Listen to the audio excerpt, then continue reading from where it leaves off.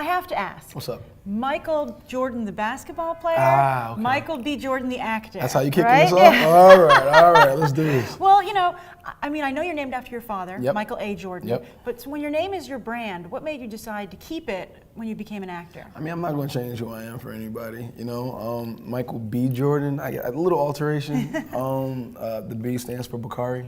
It's a Swahili of noble promise, and I try to live up to that. And I think people's names are very important. You know, kind of, you know, it's how you present yourself. You know, it's how you gotta, you know, it's your representation. And I mean, I'm my father's son. I'm not going to change that. So I had to leave it the way it was. Well, you know, I read in an interview that you recently did where you talked about a lack of diversity for roles for black actors. 100%. And, you know, even Viola Davis said, you know, when she was nominated for an Oscar for The Maid, I mean, for the help for playing a maid, she said, well, you know, Hattie McDaniel won an Oscar 60 years ago for playing a maid, and still the same situation. Yeah. So I was just wondering, what were your initial thoughts when you were offered Fruitvale Station? My initial thoughts, that wasn't where my mind went at all. Honestly, you know, I remember when it happened. You know, I remember being, you know, at home on the computer, on Facebook, and somebody, you know, putting the video up on my wall and watching it, probably a little bit more than I should have. But just trying to find, you know, find a justification, a reason for, you know, in that moment, what did he do to deserve to get shot in the back like that, you know? And I couldn't find one. So, I mean, my range of emotions just went all over the place. I felt pissed off, upset, frustrated, helpless, you know, wanting to do something to kind of, to help, but not have an outlet, you know? So, you know, 4 years later when Ryan Coogler, you know, came up with this project and to tell the story of Oscar Grant, I just felt a certain sense of responsibility to play that role. And I just kind of, I mean, it could have been me, you know, and I felt definitely a connection with Oscar, so I really wanted to play that role. But as far as like the lack of diversity in roles, you know, this is like based on a true story. This is a person's life, you know. It's not a fictional character. That's a stereotype, you know. This is a human being, and I feel like it's a story that needs to be told. Well, one of the things I liked about it was your portrayal was so real. Thank you. You know, I mean, and one of the fascinating things, which is rare for a Hollywood film, is that Oscar isn't always sympathetic. Fair enough. So I think, how did you go with balancing like a complex, accurate portrayal of Oscar Grant while still wanting him to be, the star of a movie, you know, something the audiences did sympathize with? Well, you know, I think it's about being human, you know, and I think, you know, humans are flawed, you know, and so we wanted to have as true, you know, portrayal of Oscar, flaws and all, you know, the good, the bad, and the ugly. I just feel like, you know, sometimes, you know, when there's an officer involved shooting, you know, a person's character gets polarized. You know, I feel like, you know, either he gets painted as this saint, you know, this perfect person, or he gets, you know, depicted as this monster, this animal, this demon, or whatnot. And, you know, we wanted to give Oscar some of his humanity back.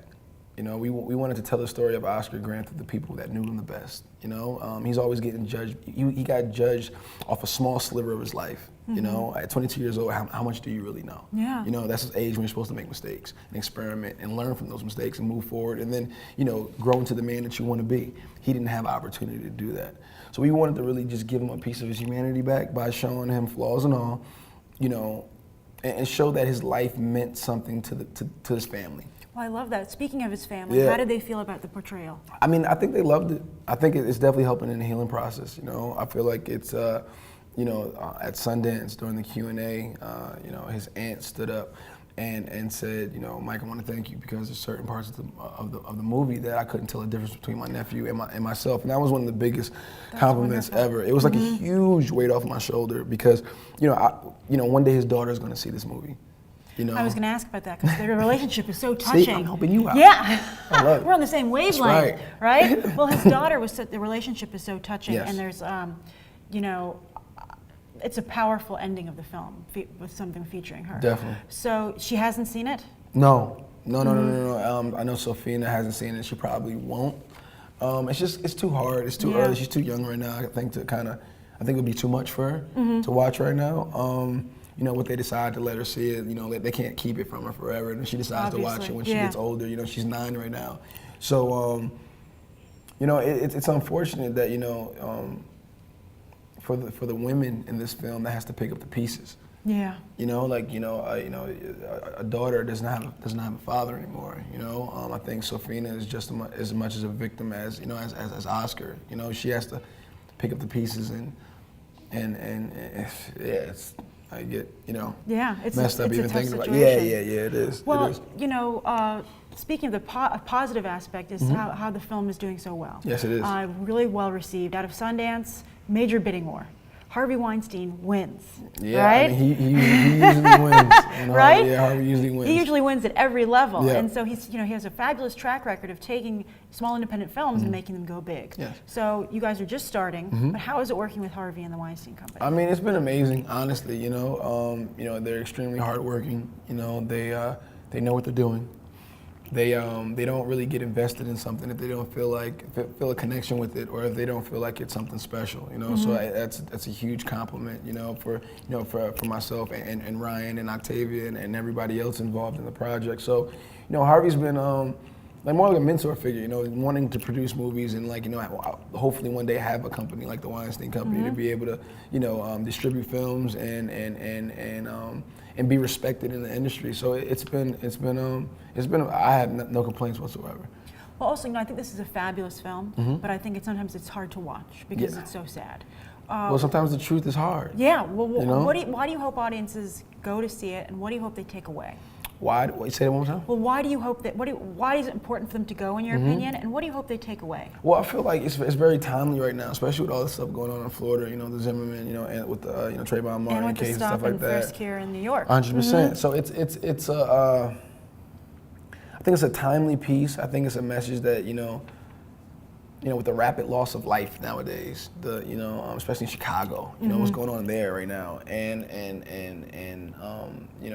just because we deem somebody different because they may not look like you, or they might be from a different area. You might not have ever been into Oakland before, saw somebody, hung out with somebody like Oscar Grant before.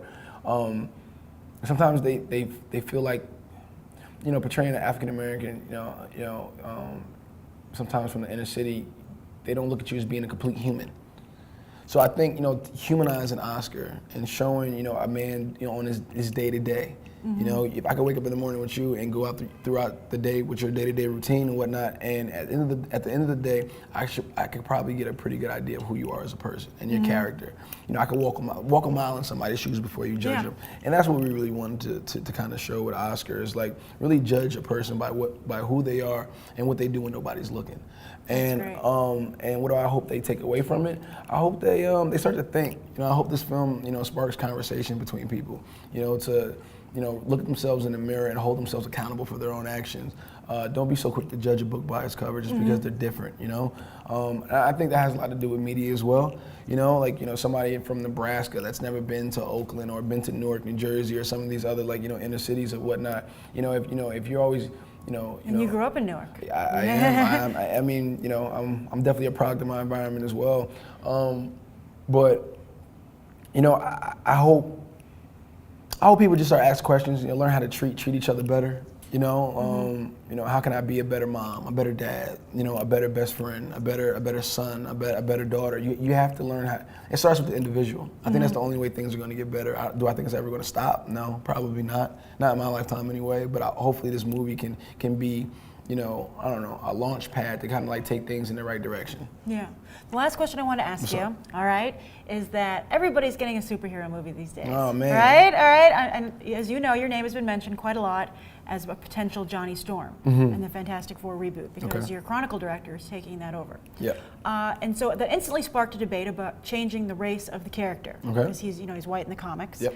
How would you potentially feel about being at the center of that debate, from the time of being cast to the movie's release? That would be like 2 years. Okay. What do you think? Well, I guess my thought, as an actor, do you want to take that step? What's that responsibility? Responsibility, yeah. Or would you prefer to take a role like, say, Cyborg or something like that, who you're voicing, where that's not an issue. It's not a hot button issue. You can just focus on the character. Yeah. I mean, I'm not a person really. My name is Michael Jordan. I don't really shy away from pressure, but I feel like it's more of a continuity thing. The characteristics of Johnny Storm is that his name is Johnny Storm. He's American, and he's charismatic, and he's a playboy. And there's nowhere in there where there's a race, description whatsoever. So I mean, in that regard, I don't see anything wrong with it. So I mean, it wouldn't be that hard of an issue. I'll just leave it at that.